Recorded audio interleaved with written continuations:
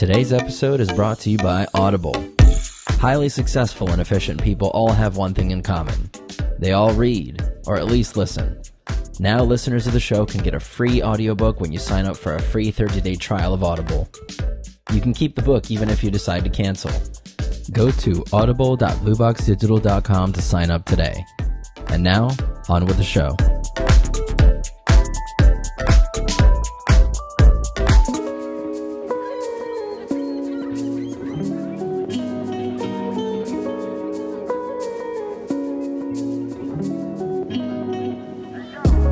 What's going on, everybody? Welcome back to Think Outside the Blue Box. I'm Anthony Rivera. I'm the lead videographer and editor here at BlueBox Digital, and welcome to the podcast.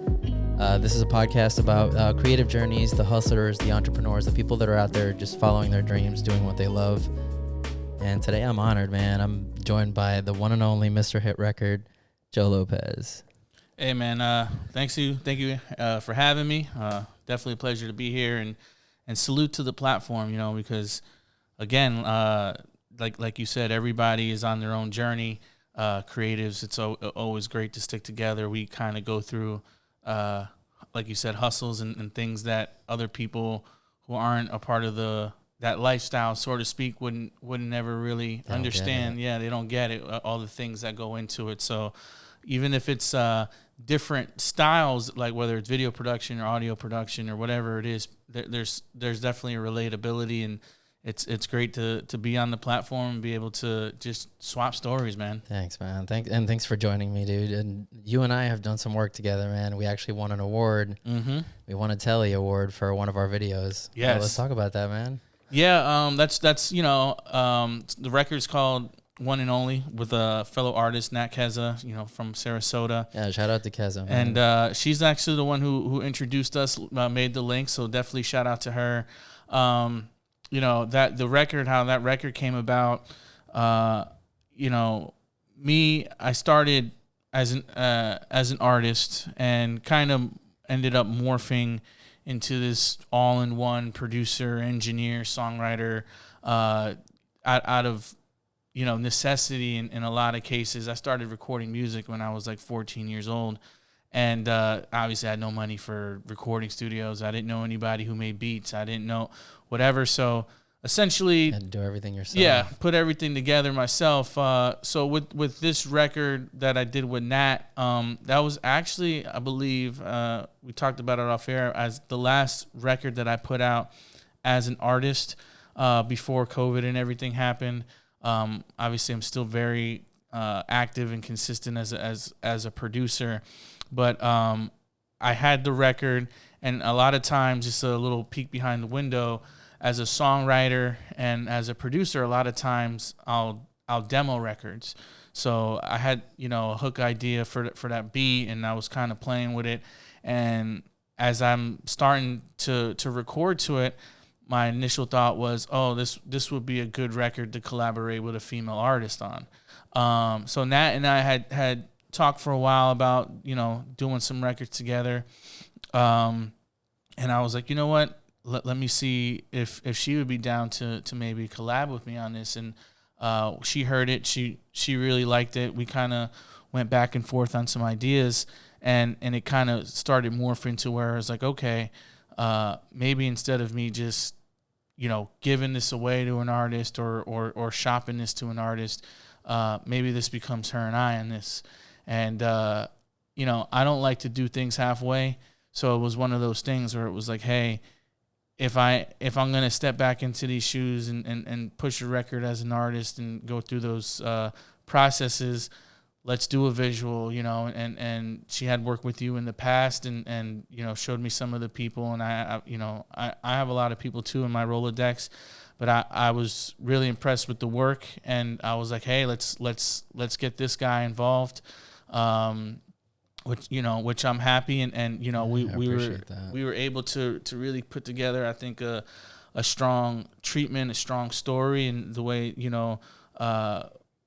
visualized it, and then you were really able to help edit it, put the vision into motion there, and tell the story. And I think that's what it's all about, whether it's visually, audio wise or whatever. music videos. It's all about a story, and the record's called One and Only, Mr. Hit Record, Nat Kaza. If you haven't heard the song or checked the video, make sure you check it out, because I do think that the video really helps convey a story that even elevates, the value of the song. And I'd like to think that's why we went ahead and snagged that award. It's because, it's one of those types of things that you kind of you get lost in it. Like, you're watching almost this mini movie, but to a vibey song, you know what I mean? And I'm really happy with the way it came out. Catchy, yeah. So I appreciate your help on it, and shouts out to Nat. It was a really fun project that unfortunately kind of got derailed before it could really max out potential. Right after that, we actually did an event with Ja Rule and B103.9. We had our music. Yeah, I remember I actually shot the behind the scenes documentary for the lead up to the Ja Rule show. It was crazy is like one of the things about that time period is that like it's almost etched in stone now, right? So It's like one of the cool things was like because of the evolution of that record coming together with Nat and the momentum of that video and some of the other things that my brother and I had going on, and we ended up, landing the Ja Rule event and our music being put back into rotation on radio, and doing like the radio press runs and all those types of things. It kind of cemented a moment in time that that was like the last thing before the world changed, so to speak. And it's something that I'll always remember, that time period, kind of because of everything that happened with COVID. And although it forced a switch up in the way of some of the things that I was approaching in life and professionally, business priorities, etc. And in many ways, what's ended up being good things. But at the time, like I said, I can look back to that time and say, I kind of can remember it vividly, because it was like, hey, like right, that Ja Rule show, I want to say it was a week later. Maybe not even, and everything shut down, and it's just. I remember even posting some like the social media posts that we were posting, and I'm like, is this ever going to happen again? Are we ever going to see a live audience like this ever again? Right. It was a sad time, man. So it was almost like ceremonial in some ways. It's like you said, being able to perform in front of all these people, large crowds, and then all of a sudden the crowds are gone. And it's like, again, it's almost like a story in itself, you know what I mean? And it kind of forced us, society and creators into the house, and, forced us to develop other means to tell those stories, and things like, platforms like these kind of, not that they didn't exist prior, but really started to grow and spotlight, and now things have been, quote unquote, getting more back to normal, but a lot of the things that were also developed and created in those times still live today. Still here, yeah. It's so we're back to quote unquote normal, but it's a different normal. Yeah. It's definitely different. And with some of the artists and stuff that I work with now, it's like there's one in particular who she got her start kind of through the pandemic. So like the approach, it's almost like backwards in a lot of ways from the conventional thinking of like how somebody needs to or needed to develop before they started garnering fans or attention or whatever. And like, somebody like me who's been doing music and been in the music industry for 15, 20 years, like you would get into the studio, you would create your songs, you would get your kind of local neighborhoods behind you, you would do shows and showcases, and eventually that would lead to bigger stages and bigger crowds and, more networking with radio stations, and hopefully the DJ plays my song in the club, and like, really face to face. And I remember, the eras of throwing, packages of CDs in the trunk and going city to city and selling CDs to eat that night, you know what I mean? And really riding out and having that type of mentality toward building a brand and building as an artist. The girl one of the main artists I work with now is a young lady, Gabby B, who's a Brazilian pop artist based out of Miami. And she essentially started in the pandemic, and she has over 3.5 million followers on just TikTok, verified in IG and all these things, and has captured a humongous audience, and started in a time that you weren't even able to go do shows. You weren't even able to go network with the local DJ or do these things. And what's kind of crazy to think about now is she's someone who has already established a lot and garnered a lot of these numbers and momentum, things that most independent or local artists never achieve as far as the amount of people that see her stuff or hear her music or watch her content. And she's only now starting to do festivals, because now festivals are a thing again. Like, in December, she opened for Flo Rida, and actually Ja Rule was there too. Nice. At Dare nightclub in Miami at the Hard Rock. And that was actually her first club performance, which again is almost mind-boggling from seeing it from my perspective, right? Like looking at it through the lens of my perspective, that this at the time 21-year-old girl's first show is inside the Guitar Hotel, wow, opening for Flo Rida, and Ja Rule and Jake Paul is there, and Logan Paul is there, and Justina Valentine, who we have a record with, she's there and performing, and it's her first club performance. That's wild. You know what I'm saying? And it's just like if you rewind time, there would almost be no circumstance where that could ever happen in the past. And again, it's sort of what we talked about, like how some of the carryover through COVID and the world shutting down, so to speak.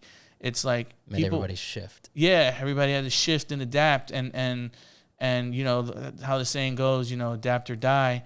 You know what I mean? Like with the arts and artists and people in general, as things have morphed, right? Like we talked about, like even in the music industry, there's a lot of things that have stuck around through the quote unquote COVID times that have now become the norm in promoting or marketing yourself as an artist. Like I have friends who are on major labels or signed to labels and things like that, who the game plan is TikTok.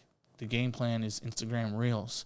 That's before pre-pandemic. That wasn't even TikTok. It's for kids, right? Who cared about TikTok, right? And now like TikTok is probably the number one medium as far as breaking new music new artists in particular. And again, like 2-3 years ago, it barely existed, let alone was a factor. Yeah. You know what I mean? And everyone who I talked to was like, TikTok, isn't that for kids? Like the kids dancing videos? Like, what is that? Right. No, they didn't know it was going to be the next powerhouse. Man, I have friends, like I said, who are signed to labels, and the strategies are, hey, before we invest in your music video, before we invest marketing dollars into your record, or try to take this to radio, or try to do Spotify, YouTube campaigns, Apple Music campaigns, what have you, we need to see if it's connecting. And so, like, you have... It's like a testing ground. Right. And so, like, you have musically creative individuals who aren't necessarily always 100% savvy as content creators. And it becomes very difficult for people who to like you said, pivot or adapt. Like, I have some friends like who are amazing vocalists, but if you stick a phone in front of them and say, make some 10-second video that's with your song that's going to be catchy enough to help a wave happen with whatever's going on. And then that's going to be one of the determining factors on whether or not the label is going to allocate budget toward the project. It's a weird space, you know what I mean? And that has become the norm, and you see more and more where being a recording artist or kind of in many facets, but I speak from that lens because that's what I'm most familiar with. But being a recording artist nowadays is as much being a content creator as creating music. Absolutely. You really need to be able to balance both. And I think that's why even through COVID and everything, and after we've kind of even gotten back more to normal, and I've seen it firsthand, why even I decided, okay, from the artist side, I'm cool on that right now. You know what I mean? It's not even I've lost the passion to create or to make music, but I don't have personally. I have the understanding, but I don't have the passion to do the things that I know that are necessary. You need to do right on the TikToks or the reels of the world. But now if like somebody like Gabby, who's 21, 22-year-old, beautiful girl, and not only is she a very talented vocalist and music artist, but she's a belly dancer. She creates her own costumes. She has good personality, and she comes from this generation who is just like used to. They grew up with this phone in their hands their entire childhood. So it's just an extension of them. So it for many, not for all, but for a lot, and with all those things combined, people really start to fall in love with the overall person, at least the social media perception of that person. Persona, the persona, that's a good way to put it, of that person. And I forgot the exact figure, but it's something like 50,000 songs or something a day come out on Spotify. Oh my God. It's a lot. I don't misquote me if that's not the exact, but it's a lot, right? And like you said, it's an ocean, and it's very saturated, and it's one of the things that it's like the gift and the curse of technology, right? Anybody with a laptop and a microphone can create a song. Anybody with an iPhone or editing software can create a music video nowadays, right? And it's good and it's bad, right? Because it pushes that creativity, allows people who may never have had that opportunity before to allow their visions to be heard and seen. It makes it more accessible, right?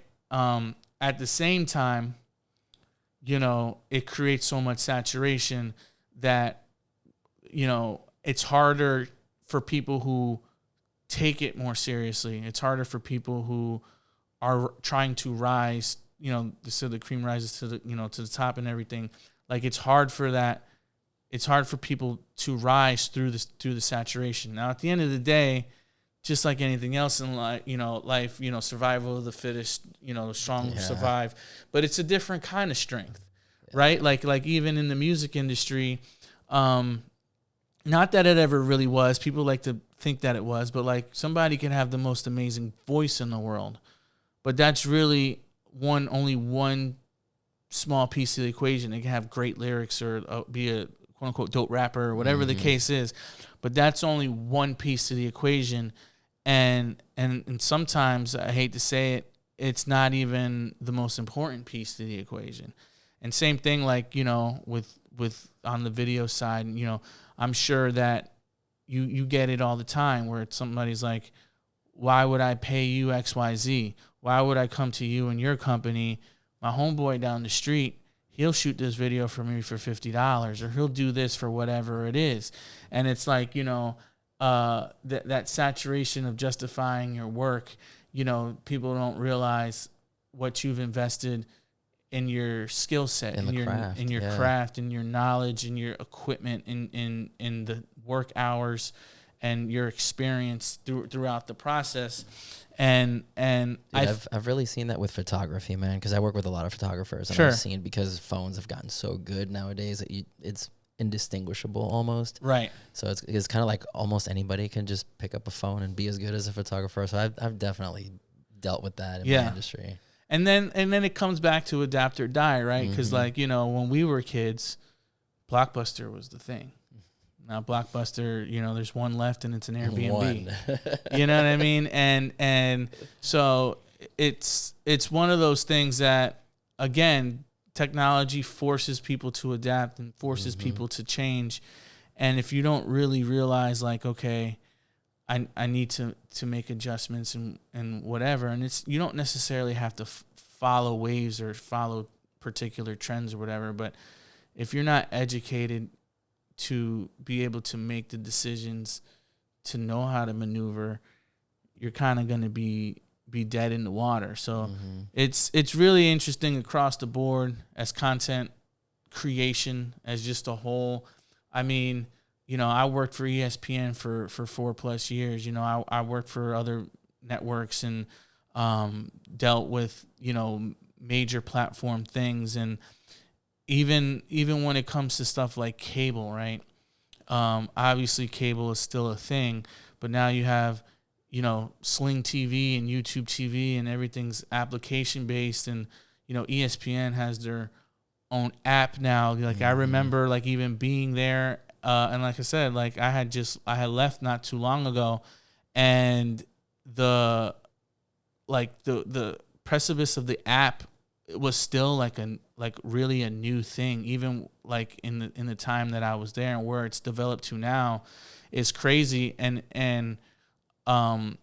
it's one of those things that if you're not, like, even on that level, basically, if you're not adapting, you're gonna get drowned out. You see all these conglomerates pairing together, and you know, Netflix starts to work, and so you have Hulu, and then you have Disney Plus, and Disney Plus, now you have Peacock and Paramount, right? Yeah. And if you're not, you know, at first it was like Netflix isn't cable. You know what I'm saying? Now you have Peacock and Paramount. Like, if they're not in the game, they're dead. That's it. You know, and these are historic brands that we've all known, that are, you know, ancestors grew up on even. And if they're not ahead of the curve, then they die. And I think that's an important lesson for photographers, for videographers, for music producers, music artists. You know, you need to continue to innovate. You need to continue to be able to be flexible and change, to stick to your guns, to be who you are as an individual. I'm not saying that you just, you know, do something, like, don't just jump on TikTok because everybody's doing TikTok. Be informed, but like, if you're not a part of that, then you also need to figure out what's the next TikTok. Right? What's the thing for you that helps break through that saturation?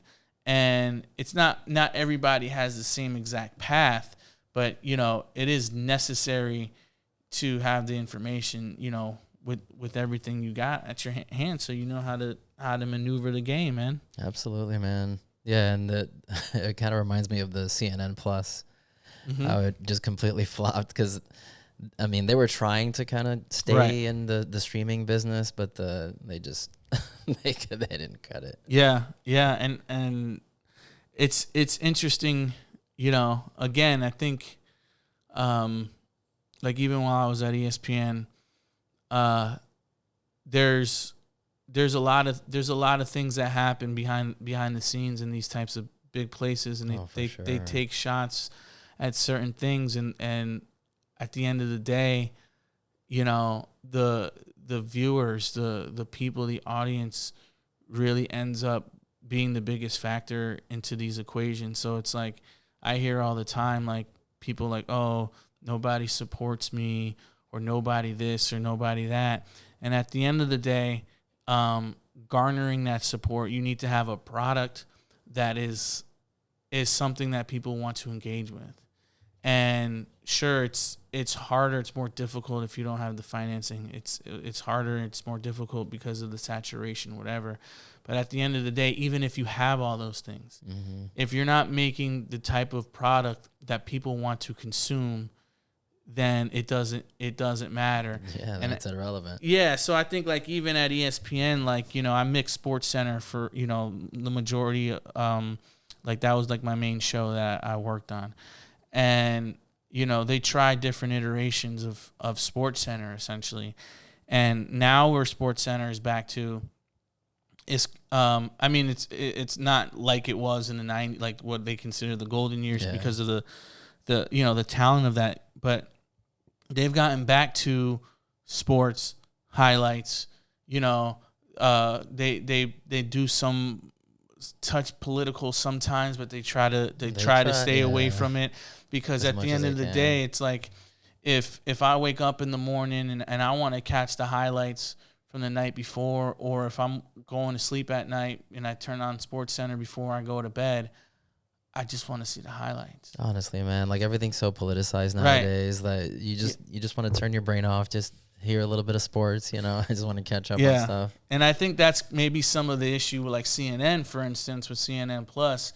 It's like the audience that they've built isn't necessarily fully conditioned for the streaming. Yeah. So like sure. that works against them in that world, where it's like, hey, I just want to be able to pop on the TV and see my talking head. Yeah. And, like now there's all these different, before CNN kind of was the only game in town as far as 24/7 news and whatever. Now there's other options. So if you don't want to hear it or see it, you have somewhere else to go.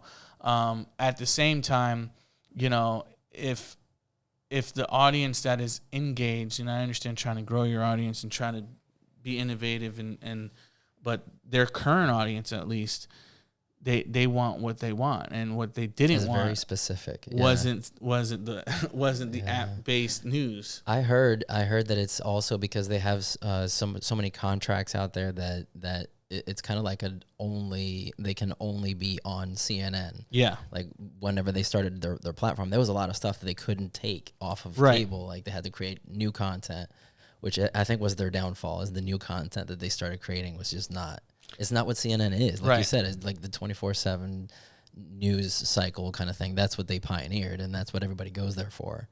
Yeah, and I think like I said, even ESPN dealt with that, because it's like if I'm the NFL, right, and I'm ESPN and I have a contract, let's say with Monday Night Football, and part of that contract is, you're obviously doing it, well, maybe not obvious to the audience, but one of the reasons why a major network would pay the NFL to air their games is so they can go get advertisement dollars for commercials.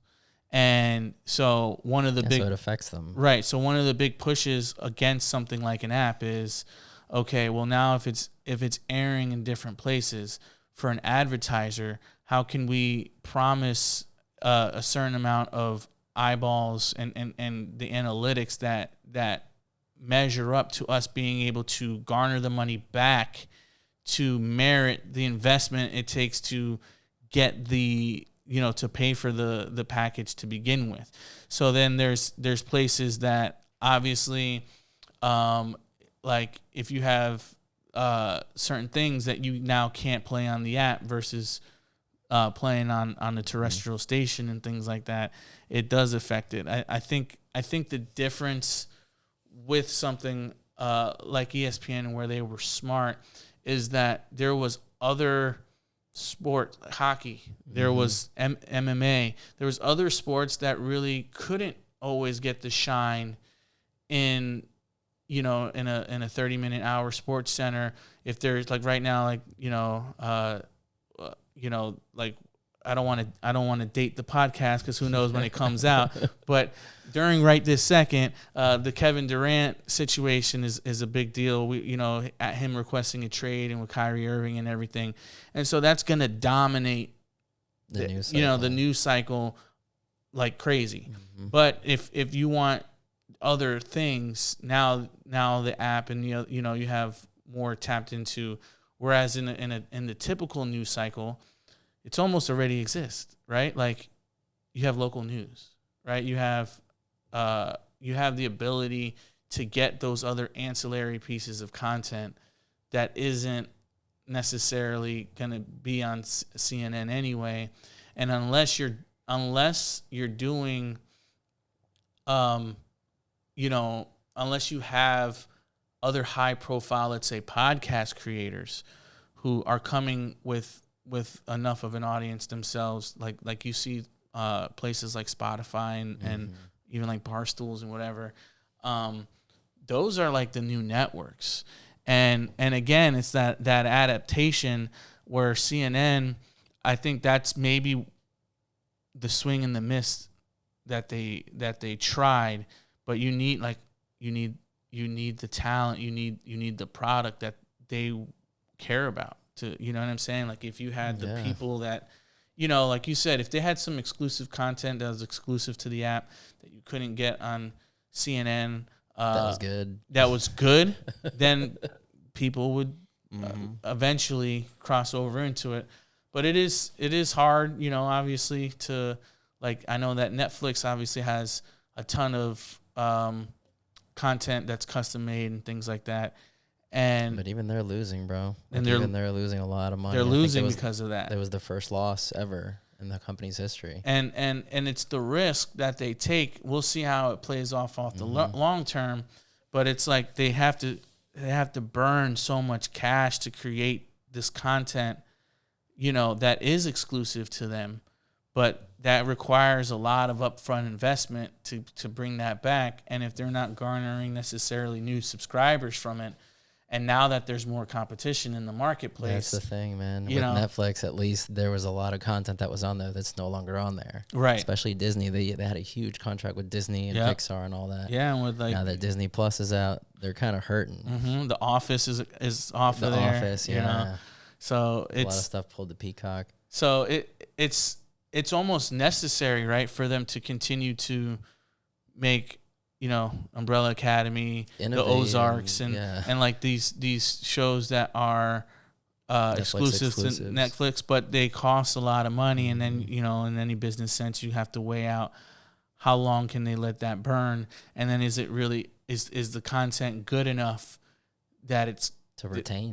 Are you going to retain? And then they got to obviously fix, charge more money, and it comes down to the customers. And I'd hate to see Netflix go away, but it's one of those things. Like Netflix took out Blockbuster, and do these other competitors now eventually take out Netflix, because it becomes battle of the fittest, like you said. So it all goes back full circle. It's interesting how it works out. And my daughter's 7 years old, and it'll be interesting to see, when she's in her 20s, when she's in her 30s, what is normal, what does it look like? Like when she has a 7-year-old, like you said, like she's grown up with a cell phone.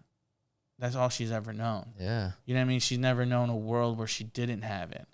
You know what I mean? Like we were staying at a friend's house, and they had a VCR, and they had cassette tape players, and the kids are like, what is that? Yeah, the old house phones or whatever, and you would have thought she walked into some ancient history museum or whatever, the way she was looking at some of that technology.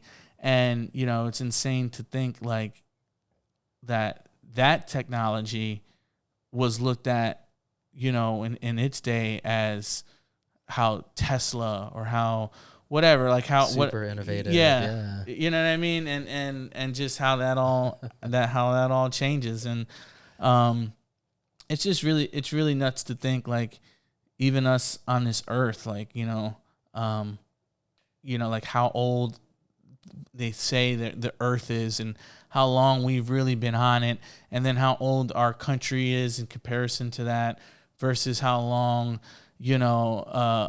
I've heard we're a species of amnesia, man, that we have such a short-term memory that yeah, the stuff that happened such a long time ago, it's hard for us to even comprehend that that much time actually going by. It's like when you really start to think about it, it's really insane. And then like, you know, I watch some documentaries and things at times, and stuff that's even like 1,000 years old, which, you know, none of us are gonna live to 1,000, but like 1,000 years old in the scope of how long the world has existed is a drop in the bucket.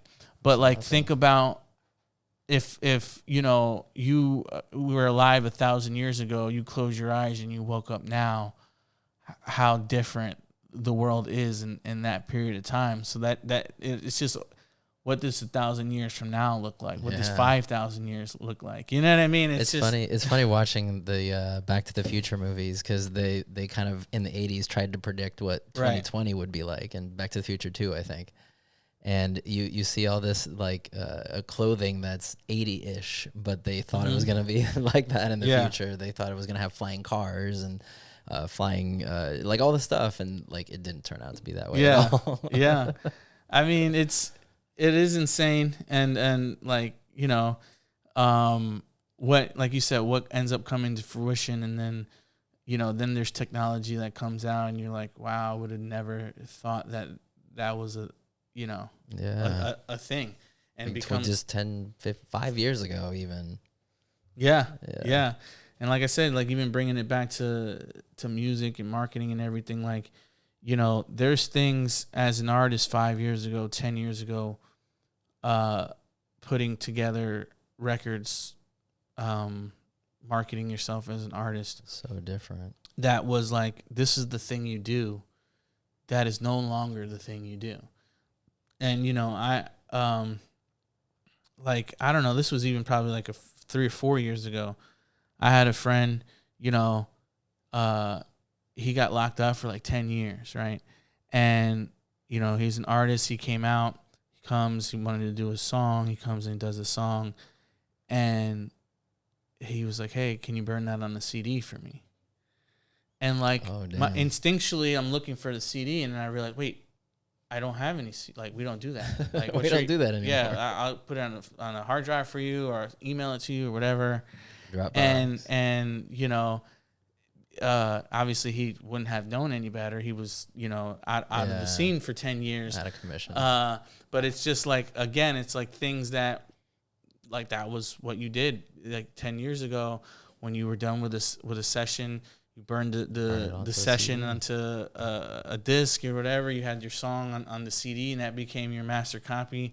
Better not let the CD get scratched. You know what I mean? And then, you know, you make some duplicates, and you know, I remember I used to have like a file cabinet with like my masters on it. You know what I mean? Like where it was like, okay, boom, this is the master of this song. And it's, if a flood happens or whatever, you know what I mean? You got to keep it in a safe or in a cabinet somewhere, so it doesn't get humidity and heat. And I remember those days. You know, and even as studios, like I would remember, like, we'd have kind of like bookshelves with the artists, you know, some of their files and stuff backed up, and we would charge fees to be like, okay, if you want your stuff, you know, put on this bookshelf of stuff. It's a storage fee. Now you can start charge a storage fee. Obviously, if you're trying to keep it on the hard drive, it's the same principle. But you know, it was literally like a physical storage fee, because it's like, hey, we can only put but so many CDs in here. It's taking up physical space. You know, so it's just it's interesting to, you know, to throw it back to that. And again, since I started so young, yeah, man. Let's go back and let's talk about you, man. How did you start? Did you start in music, or did you start right in ESPN, or? So yeah, I was born in we'll take it way back. I was born in New York, in the Bronx. Nice. And so, you know, obviously that's like the birthplace of hip hop and everything. And, you know, I'm of Puerto Rican descent, and you know, heavily hip hop influenced family and just environment, right? I remember in like elementary school, my family, we had moved to Connecticut, and where we were in Connecticut was probably about 45 minutes from where a lot of the rest of my family was still at in the Bronx. And I remember one of my cousins at his apartment building, whenever we would go visit or, go hang out with the fam or whatever, there would be a bunch of people who were rapping outside of the apartment building and just ciphering. And I remember as, 6, 7, 8-year-old kid just having like admiration of how free that was, right? And like I remember having this Simpsons notepad. And I remember just jotting down lyrics in the Simpsons notepad, and whenever we would go back and forth between my cousin's house and where we were at in Connecticut, I remember saying, one of these days, I'm gonna get my stuff together, and I'm gonna jump into this cipher. And Simpsons notepad. Yeah. So one of the times, my dad or whatever, he went up, and I was in the car by myself, and I saw them ciphering, and I was definitely less than like 10 years old, and I remember like getting out of the car, and they were probably weak as hell, but I don't really remember any of the rhymes. I remember something with Daryl Strawberry was in it, and that was like my first taste of being in an environment where, like I said, it felt free and powerful, and utilizing my words and my voice, and feeling acceptance, and like, the people went crazy. And again, it was probably more so of the thought of a kid, rapping or whatever. But at the same time, it didn't matter to me why they were enjoying it. They enjoyed it. I enjoyed doing it. And that was kind of, like I said, my first taste. And when I moved to Florida, I met a kid. His artist name, he went by Black Flash, like when we were in high school. Nice. So we were like 14, and we used to just be in summer camp and just rap in the back of the van, going to like these field trips and whatever. And we would be like, oh man, it'd be like really cool if we could somehow record a song. And I remember at the time, 14, kind of still going through puberty and all that kind of stuff. Like, I was insecure about my voice, but I was pretty secure with my writing ability. And I was like, well, what if I helped, write stuff, and then either you can rap it or somebody else can rap it if we record. And so, like, it was the mission of trying to figure out how are we going to record this. And so I remember, like, the first little, like, ideas of things that I would try to do was the old, Microsoft computers or whatever had like just like almost what you would consider like voice notes type software in the phones nowadays. And I remember I had like this really cheap $15 mic from Radio Shack, and somehow trying to figure out how to play the beat and rap on that. And then we had this little dual tape recorder, like old school tape recorder thing. So you like, were totally dating yourself. yeah. So, and like where I would record beats like off, like sometimes even off the radio, or like when they would play instrumentals or whatever, and then play that and then record it. Like, so that was like the initial, and then software started. Like, I mean, it was already a thing, but I didn't have access to it. I was 14 and whatever. And I don't necessarily condone this, but I went into Best Buy and I stole my first piece of software, Magic's Music Maker, and in there they had beat loops and those types of things. And that was really the introduction to starting to learn how to record myself and starting to learn how to put beats together, because, again, I didn't have access to any of it. And I didn't have a mentor. I didn't have anybody to show me, so I just was figuring it out. And I was probably doing things incorrectly or wrong in traditional standards, but hey, dude, that's how you learn, man. Right? So like started recording myself as demos in a way to like show other people like how I would want them to rap it and da-da-da. And I remember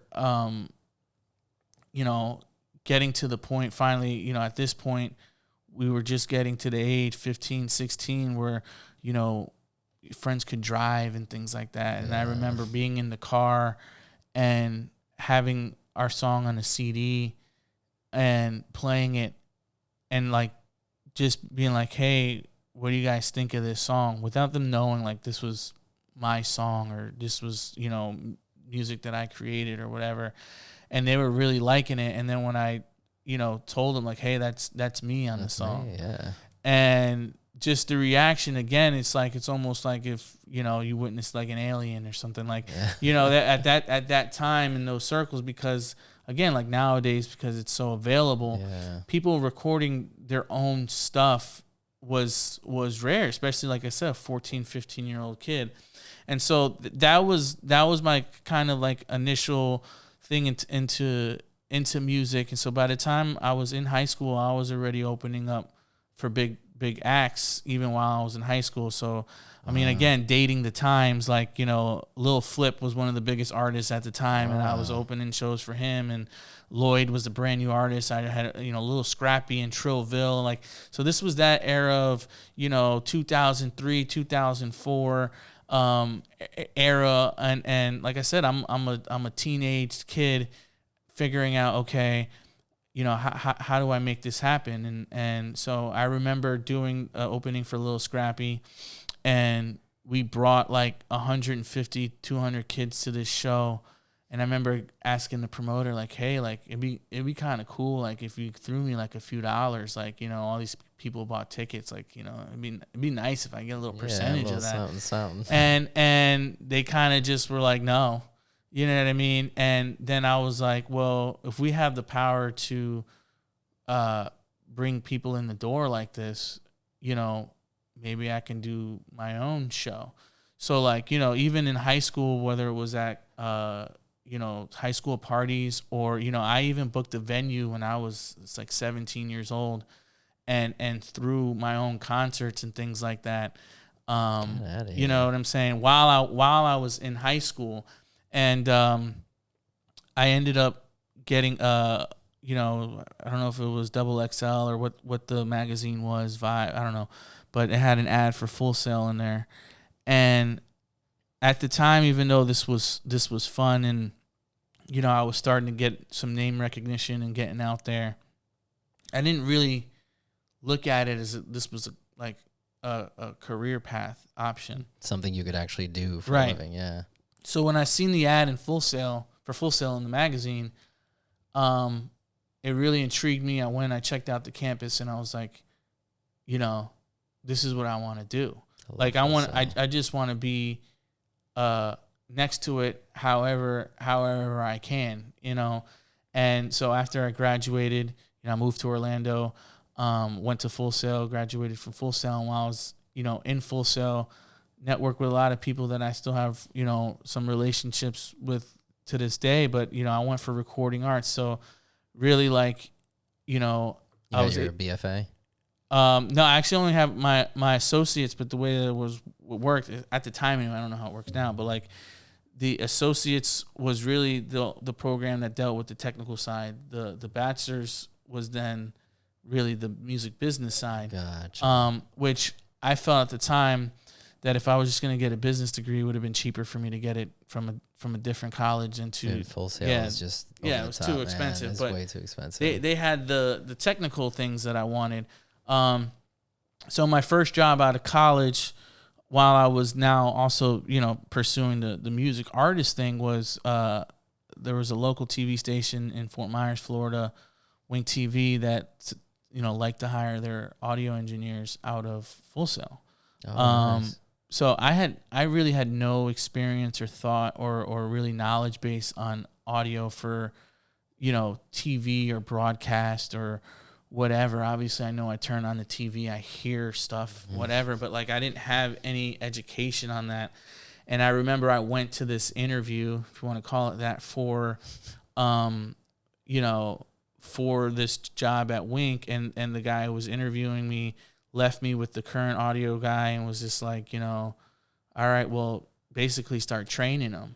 And I was like, so I'm guessing I have this job, right?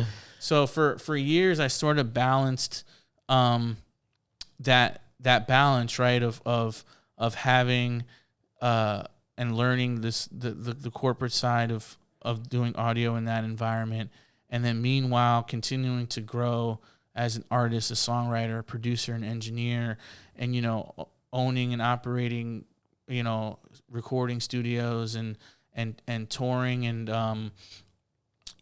there was actually an incident in my early 20s where I opened up my own recording studio, and before I could even really launch it, it got broken into. Oh, geez. And that really had put a really bad taste in my mouth. Like, I felt like I was investing a lot of my time and effort into helping other people pursue their circumstances. And at that moment, it really allowed me to take a step back, and with me and my brother say, okay, hey, we're really gonna give this a shot as artists. So at the time, I was really doing more traditional, I guess, hip hop, what people would consider. When me and my brother started creating music together, we fused a lot of sonics together, pop, hip hop, urban pop, Latin, even EDM, and we started fusing these different sonics together, and we created a group called Hands Up Music between the two of us that really elevated, I think, our brand, right, to where in our opportunities. So I remember having a meeting with some of the people that were surrounding us at the time and saying, like, hey, like, we're about to get this train rolling, and it's like, I want to get on the radio. I don't know how to get on the radio, but I'm gonna do it. I don't know. As you've seen from my history, like, I never knew how I was gonna do certain things or whatever, but like, I'm gonna figure it out, right? And that's what it is, man. It's the art of figuring it out. Yeah. That's so it. We had a record called DWI, and we were doing shows, and we were opening up for a lot of different people. And through those shows, we'd get approached by people in the industry, because they'd be like, wow, you guys really could rock a crowd. Like, people know who you are, and da-da-da. What's going on? What's your situation? So we met some people, and one of the guys was like, he's from Miami, and he worked, with some of the major artists down in Miami. And he's like, if you ever get a record that, like, you're, like, for real about, you know what I'm saying? Like, let me know. I can help work it. Nice. And so, mind you, my studio had got broken into. The only thing I had left was a microphone that one of my friends had let me borrow, because he knew that, I was down and out.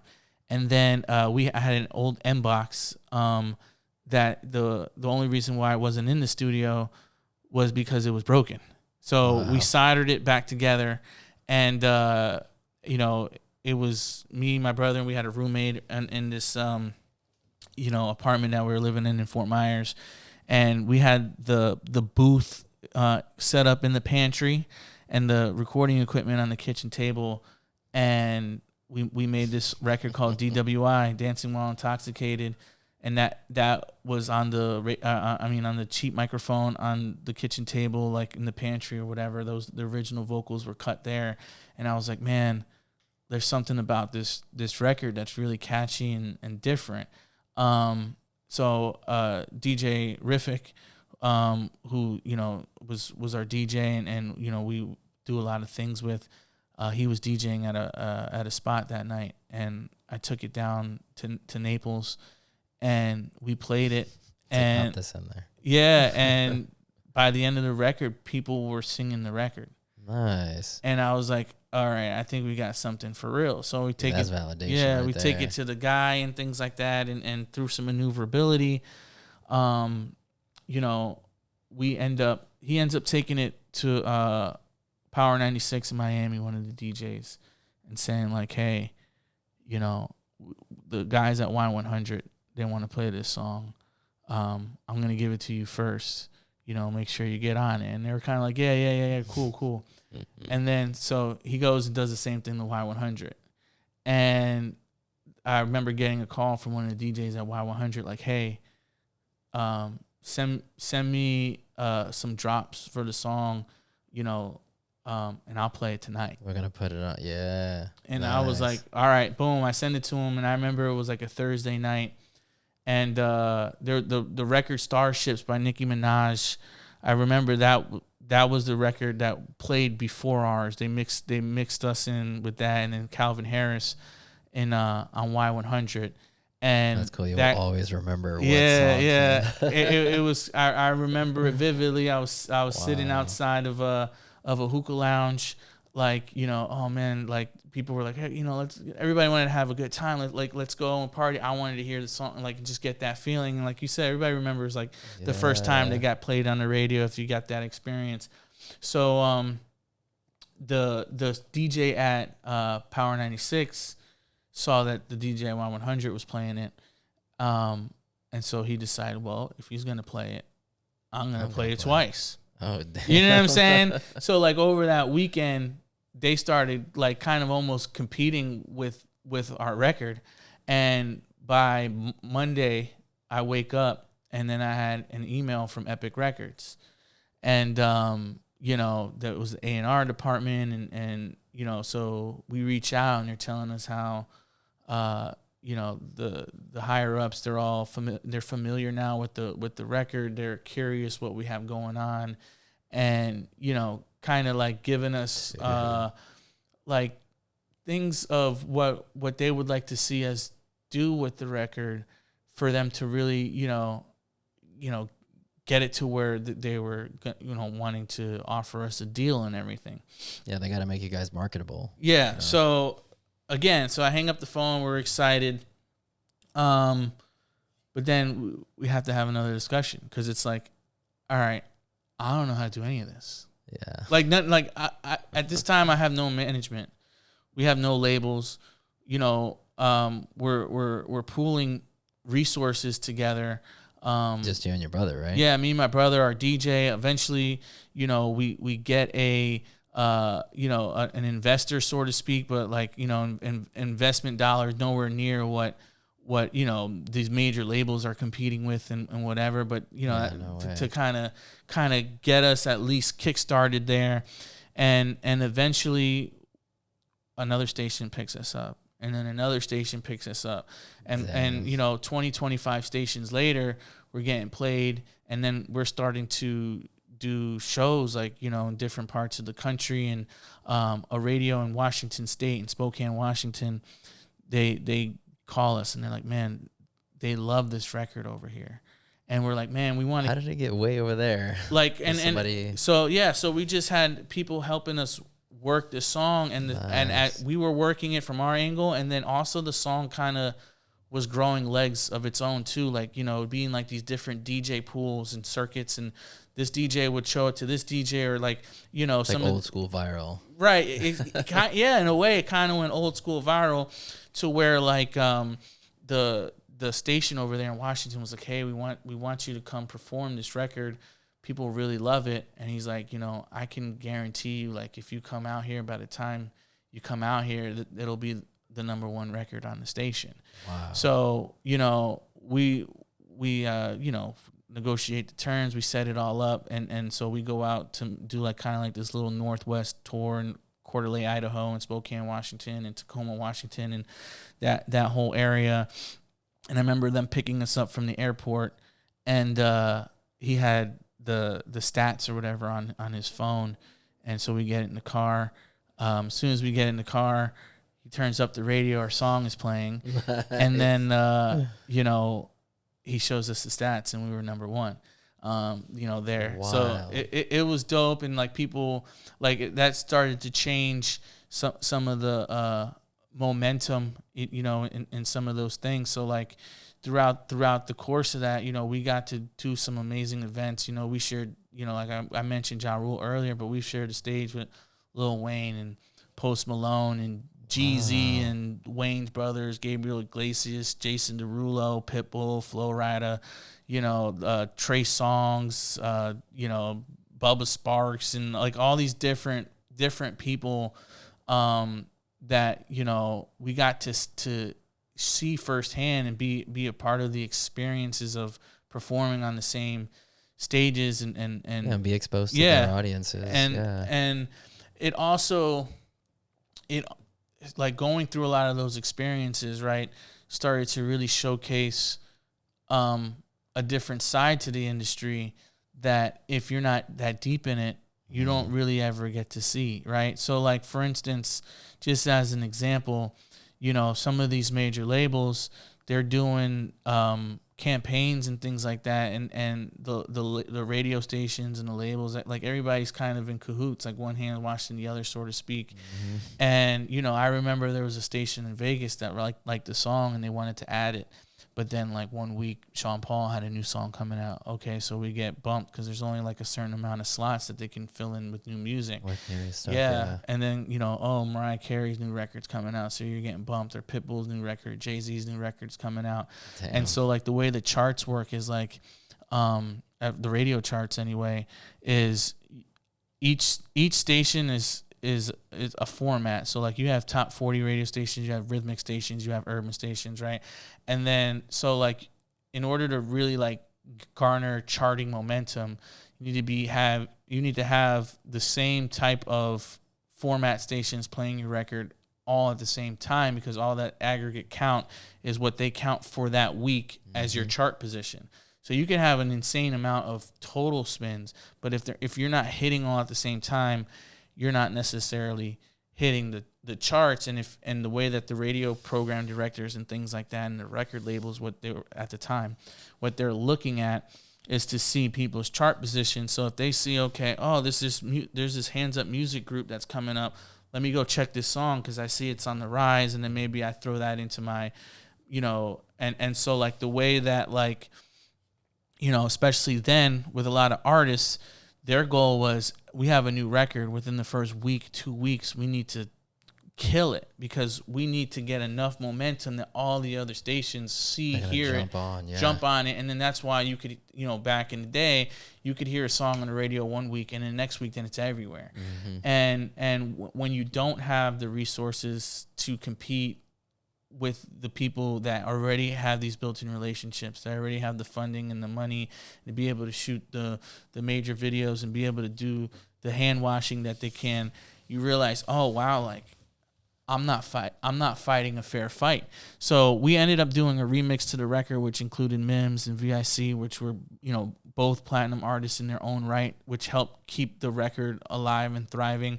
But there was a lot of things that we couldn't do from a financial standpoint, from just a power-based relationship standpoint, that really to this day has now morphed into as I produce now for independent artists, right? I come in with a different perspective. I come in with the perspective of an artist as well, who's had to work things independently and not have some of those, major support systems that these major labels and et cetera have behind them, and like we discussed before, figuring it out. How can we do it? We might not be able to do everything they do, but I have a saying called maximize the minimum. Like, I love that. Figuring out like what we can do with what's at our fingertips, with what you got, and doing the best we can with it.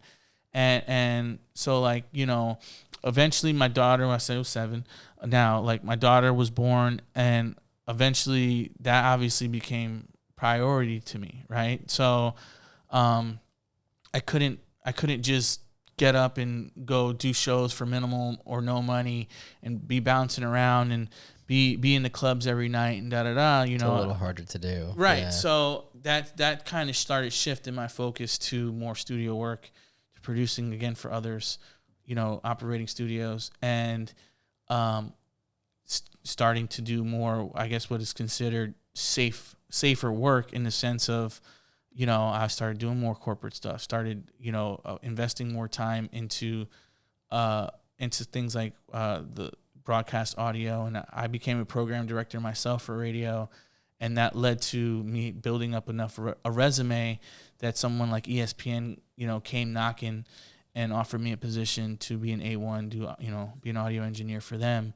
In which case, I like I said, I mixed like, heavy live programming, the sports centers of the world, the baseball tonights, and the NBA drafts, and a lot of great major programming. And how long did you do that? So it was about 4 years that I was at ESPN, and it was a great gig overall. It's one of those things, though, that, in live TV, it's a 24-hour network. It's extremely time-consuming, and as a creative and an entrepreneurial spirit, the thing that wore on me is like, I have this amazing job. A lot of people consider it a dream job, and I'm grateful for it. Don't get me wrong, but at the same time, I feel like every day that I'm here, I'm a day further away from the things that actually I'm passionate about. Like I'm a creative. I'm like I said, I'm an entrepreneur.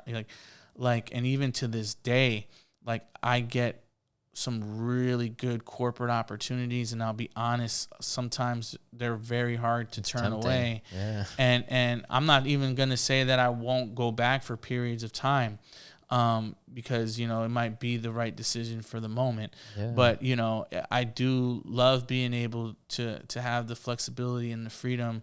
Like I live in Atlanta now, and I'm right here in Tampa because I was, able to say, okay, for this week, 2 weeks, I'm going to go to Florida and go to Orlando, go to Tampa, go to Fort Myers, go to Miami, bounce around, network, do work, hit all these spots, and have the flexibility and freedom to do that. So it's like now I'm kind of in a new chapter of my music business life, so to speak. I obviously stayed doing things while I was at ESPN, but music became definitely secondary to that career path in the moment. And it becomes more of like you said, like a corporate environment. So it's like you have these things that you have to do, and you can't really go outside of the lines almost. And it wasn't like a 9 to 5, right? Like my schedule would change every day. So it was like I had to be essentially available for that company, and like it was my priority, whether I wanted it to be or not. Yeah. And again, I'm not hating on it. It's just not long term what I want for myself. And creative wise, right? And just like personally, just like the feeling of I need to be at the beck and call of someone else. And I just think that like the struggles of being an independent creator, as you go through the ups and downs. Sure do. And it's definitely not as consistent of, I know my paycheck is coming, it's going to be this much or around this much or whatever every week or every 2 weeks. Yeah, you kind of give up that security, but you're doing what you love. But yeah, there's that passion push toward it. And I figure that if I'm going to invest time, I'm going to invest it into myself. I'm going to invest it into the things I'm passionate about, invest it into my family. And, that with being a responsible father and adult and all those things in mind as well.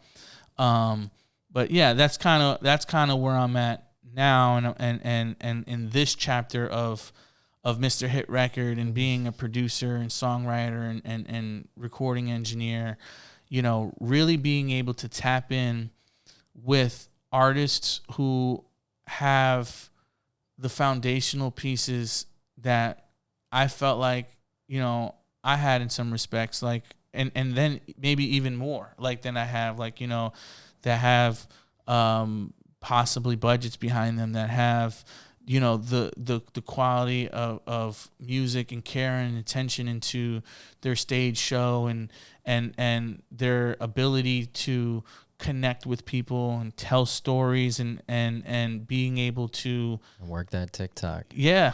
You know what I mean? And do it and work it, do it in a way that is effective in this day and age. And so I feel like what I provide into the equation is, I can help craft the records with somebody's brand that helps communicate that story through and through, while also giving them an extra set of eyes of experience of somebody who's done. You've been through it. Yeah, been through it. You know what I mean? And so nowadays I don't work with I don't work with a tremendous amount of artists as I used to when I was just like running studios and things when I lived in Tampa, especially like, but I do, the artists that I am working with, I tend to work with them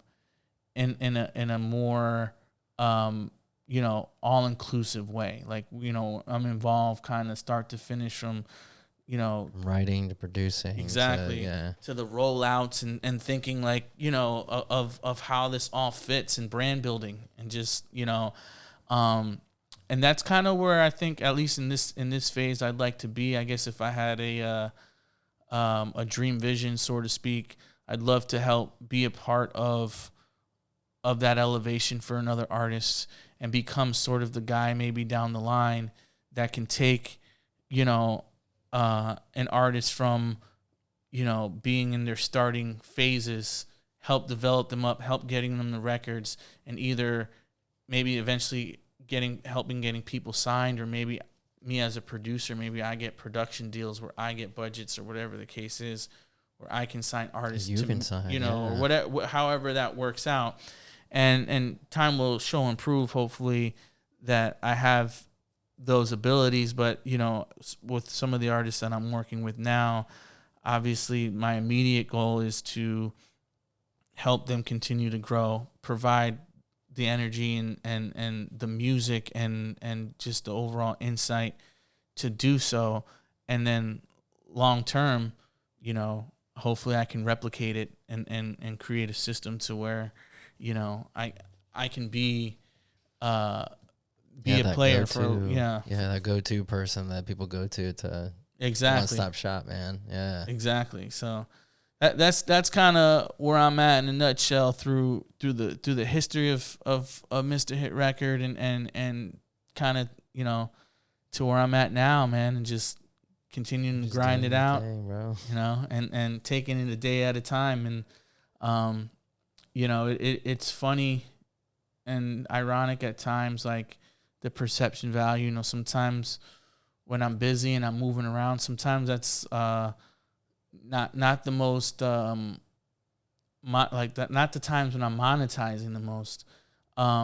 Yet where people perception might be where I'm killing it the most, and then there's other times where it might appear to be quiet or whatever the case is.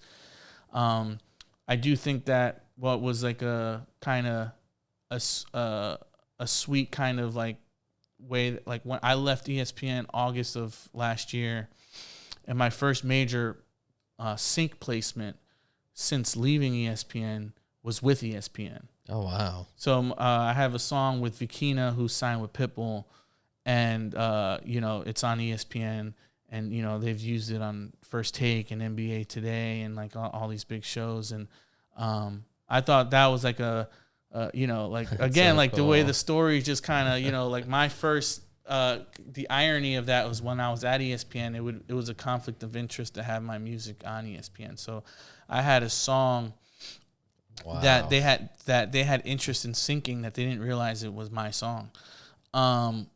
And then when they figured out that it was my song, they actually had to pull it.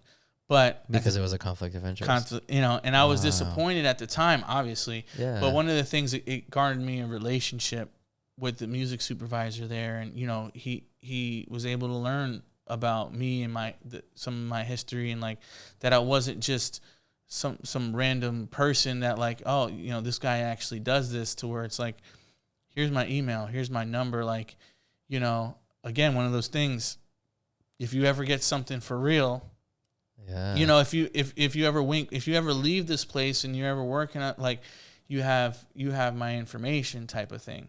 And I don't take those types of things lightly.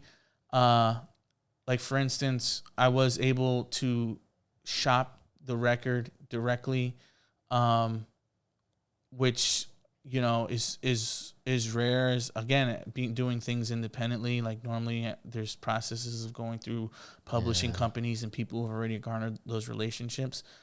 I'll say this, I've only sent one record to ESPN since leaving ESPN, and that's the record that placed on ESPN because me working at ESPN and being somebody who played music, like I know what, you know, I know what has the best shot, right? So like, you know what works, but you know what like I knew what would have an opportunity, and I knew when we did the record, Vikina and I, and it's like a Spanglish record, and it's called Champion Cultura, and like just the way the hook was, and it's, you know, like kind of sports thematic. It was actually originally intended for something completely different, something that was a pitch for something for the Super Bowl, and when that fell through, it was like, you know, I have this relationship over here.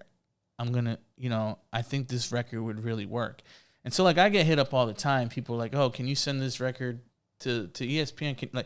But like I'm really like, just because you have the end. Like even with myself, like I don't shoot music like you know, and that's something that people I think have to learn too. It's like relationships are key, and like, you know, you have to have some self-awareness to know, like, you know, make sure your product is right. You know what I mean? And sometimes you have to go do it in other spaces before the people who are closest to you can really recognize it as well. God, that's so true. You know what I'm saying? So like you know, the fact that I left ESPN and I was doing these other things, like I was working at Pitbull's, you know, doing stuff at Pitbull's studio and working with this artist and like doing these other things that wasn't reliant on my relationship necessarily directly to ESPN. The fact that I then had a relationship with ESPN helped secure it.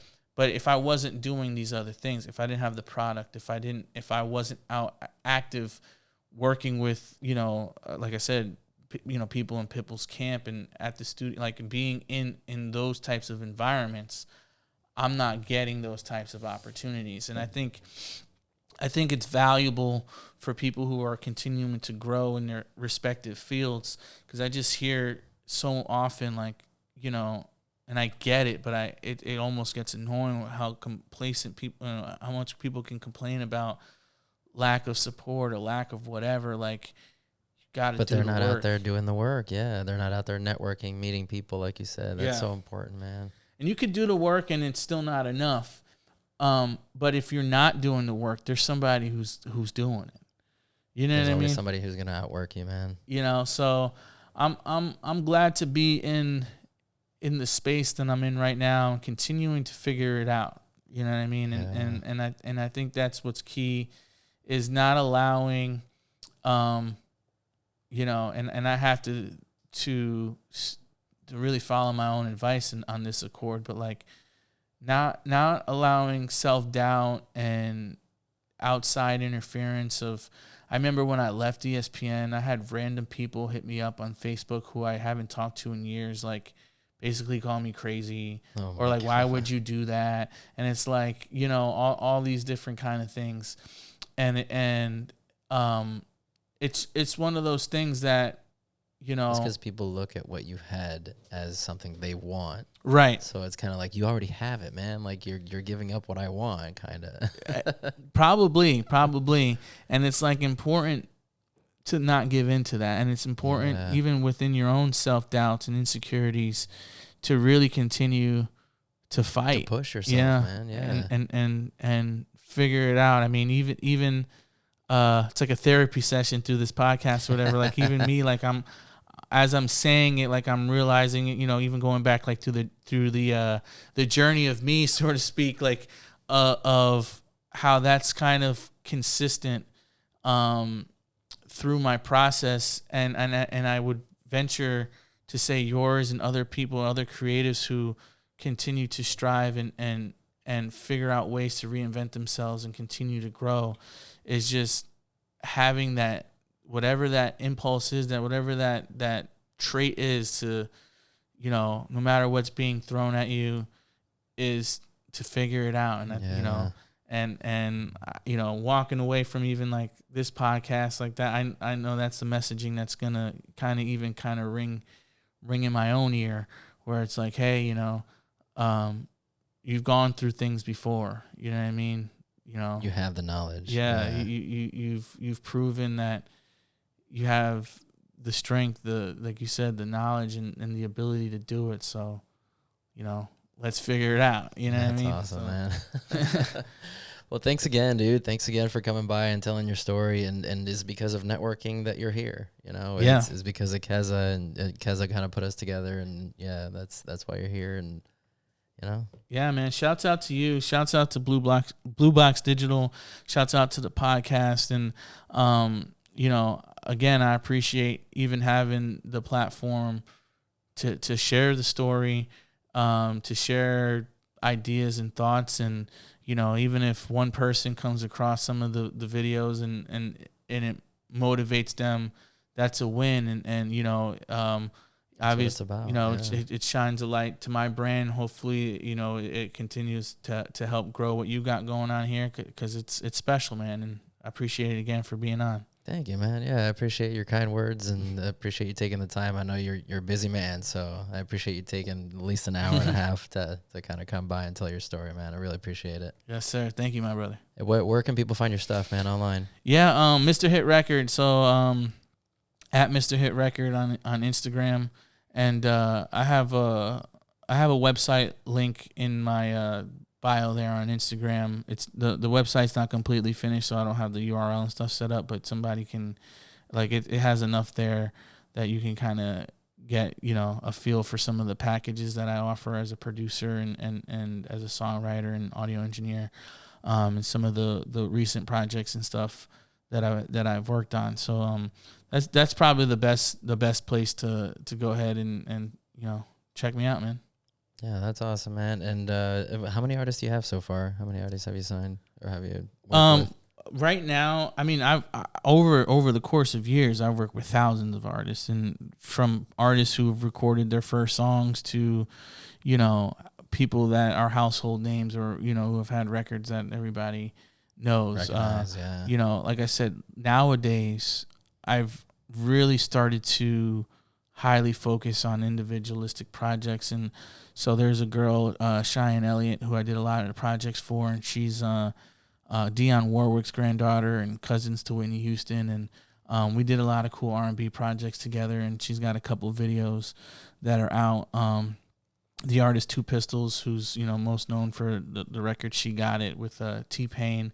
I did some projects with him, and one of which is a song called Fantasy, that I think it is probably his second most streamed song on Spotify, besides She Got It. And then the major artist that I focused the most attention to right now is the girl Gabby B that I was speaking about. Gabby, I remember seeing Gabby. Yeah, so Gabby, I'm heavily involved in the circumstances with her, from like we talked about, production and co-writing, and getting involved in the different sides of her rollouts and brand building, and being able almost to be like a big brother, so to speak, in of the music industry, to be able to say these are some of the potholes, and help mold that, but and do it in a way that's for this generation. And I've been learning a lot from her and the camp, and just being around some of the new artists and how they approach certain things.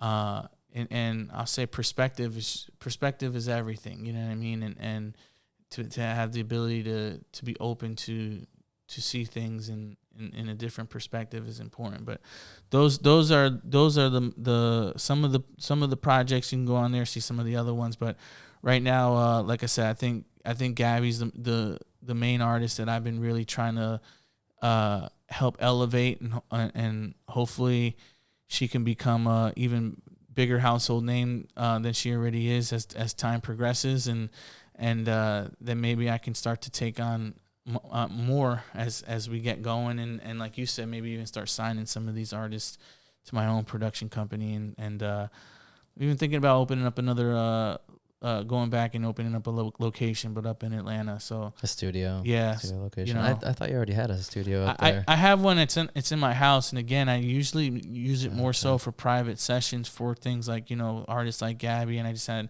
like you know, an artist from New York, or you know, like specific artists coming through, and we'll do like lockout sessions and whatever. Gotcha. But it's not open to like the public.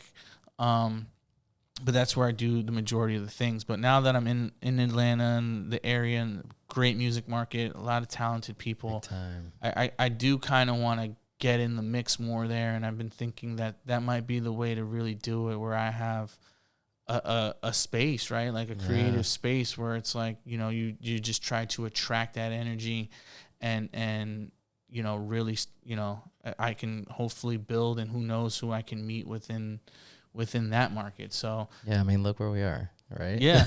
Yeah. So. And hopefully in the next 5 years we'll be in a bigger, better studio with, you know, downtown somewhere, you know. It's growth, man, and you know what, I know you'll figure it out. Yes, sir. I'll figure it out. I'm a ninja at figuring it out, man. Heck yeah, man. Well, thanks again, man. I appreciate you for coming by at Mr. Hit Record.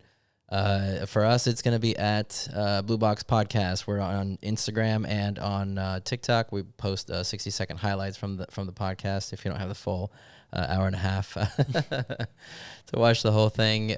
We got some merch. All the links are in the description if you want to check that out. We're on YouTube, youtube.blueboxdigital.com. And yeah, that's enough links. Thanks again, man. I appreciate it, and we'll see you next time. Until the next time, my brother. Thank you. Yes, sir. Thanks.